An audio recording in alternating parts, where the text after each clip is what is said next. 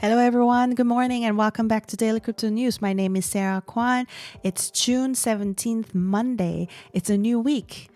Hope you had a great weekend and hope you enjoyed the interview with Syrup, incubated by Maple Finance. It's been fun interviewing Syrup, so I hope you checked it out and you can see the interview on our YouTube channel or listen to it on our Substack. And if you subscribe, which is very, very affordable on our Substack, then you will be able to listen to it without any advertisement. All right, let's get started. There's an advancement in the Binance versus Nigeria case. We've been following this case for a while now, and we were hoping to have some news about this case, and we have it now.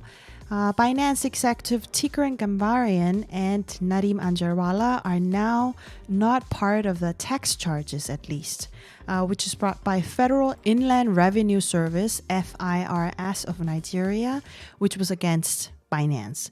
Now, what this means is that these two executives are not named in this case. They're not obligated to present in the court regarding this case, at least, and Binance itself will be the sole defendant. However, they also have another charge, which is a money laundering case brought by Economic and Financial Crimes Commission. So they are charged and named in that case, and we still have to see how that will advance. We hope that the Economic and Financial Crimes Commission, EFCC, will also take similar measures so they could at least go home as a normal individual. Some new players in the mining industry, and what interests me in this news articles was the fact that they were all telecommunication companies. All right, so in China, Coolpad Group, a Chinese telecom provider based in Shenzhen, they have filed a document and it said they are going to allocate $13.5 million to purchase Bitcoin mining servers. Okay, so this will make them acquire 2,700 Bitcoin mining computer servers, and they did not really disclose any manufacturer of the servers, but they will definitely deploy them in North America. Number two, in Europe, during the BTC Prague conference, T-Mobile, which is registered in Deutschland, Germany, they announced that their intention to venture into Bitcoin mining. This is definitely not an unexpected news because T-Mobile, since 2023, they have been running a Bitcoin node and managing node on the Bitcoin Lightning Network. And T-Mobile seems to be one of the 100 validators on Polygon's POS network. But you see, what these two companies have in common is that they are both telecommunication company, and I see that is a really interesting fact. And they definitely have advantages in, I believe, efficient energy consumption, and of course, they must have a broad access to power grid, which must be another advantage to run a mining company. Basically, what I'm saying is that telecommunication companies already have the infrastructure and solution to run Bitcoin mining services. So if you are an investor in that sector, then I would highly recommend to check these two companies out, Coolpad and T-Mobile. El Salvador's President Nayib Bukele, or rather his government, is proposing the establishment of BPI, Bank for Private Investment. It was proposed by Salvadorian ambassador to the US, and her name is Milena Mayorga, and she posted on her Twitter saying that, okay, we are trying to get the Bank for Private Investment established. And if this is approved, investor will have broader financial services, even than conventional banks through Bitcoin and US dollars. Good news, right? But what kind of struck me as a little strange about this news is that, okay, this was proposed by Salvadorian ambassador to the US. Where does that come from? I don't understand how this announcement got planned. And second of all, I'm not sure if a government can propose a private bank for private investment.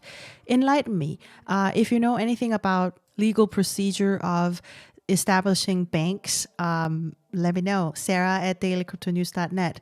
But as far as I know, at least in Korea, these banks are proposed usually from either local government or in the private sector. And the central government or the government is in the role of approving it.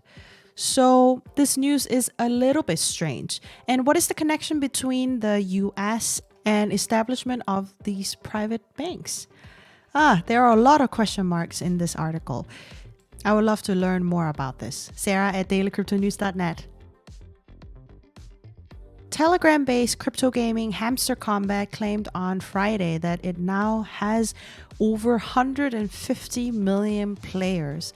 Yes, you heard this right. For some context on how big this number is, it's half the population in the United States. And also, it means that 1 in 5 Telegram users have signed up for the game. 20% of the Telegram users have already played this game, which is a big number, I would say. So, of course, I have already played it. And it's a very simple game, to be honest. It's not even something that is very well made. Of course, compared to crazy, complicated, and professional games. I'm definitely not an expert in gaming space, but out of curiosity, I have tried it. And it's a simple behavioral marketing or a nudge marketing, or I could say just play to earn game. There is different things that you can do. You can simply tap and earn points, and then you can assign a character or hamster avatar to simulate running a crypto exchange. You can run a Binance, for example, as a hamster owner. You can try to create a pair in your crypto exchange. So it's not that complicated even. So there are also, of course, social-fi missions like follow the Twitter account or subscribe to YouTube channel. But I think the most interesting part about this game is that they were brilliant in leveraging Telegram user community. The sign-up process is surprisingly, incredibly easy. So there were basically no barriers to sign up. It was very simple to join. You don't have to download any game to try out. So I bet there are a whole bunch of people just started and tried the game just out of curiosity. And you don't have to download it. You don't have to really sign up in the same way that you would in other games. So that was a great success. And a small note about their other ventures is that they have a great content through YouTube video using that hamster character. They already have more than 20 million subscribers, so I recommend you to check it out. I mean, always happy to learn about new crypto YouTube channel, educating people about crypto. That's all for today. Now let's see how the markets are doing. Here comes the money. Here we go. Money talk. In the fear and greed index, we're staying at greedy, still a little bit lower, but 71.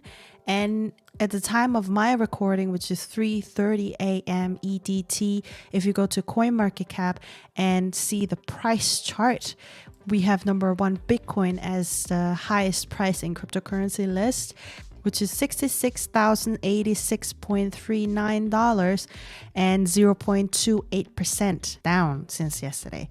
On number 2 in the list, Ethereum, $3,549.37, 0.53% down since yesterday. Number 3, Maker, $2,374.74, 2.77% up since yesterday.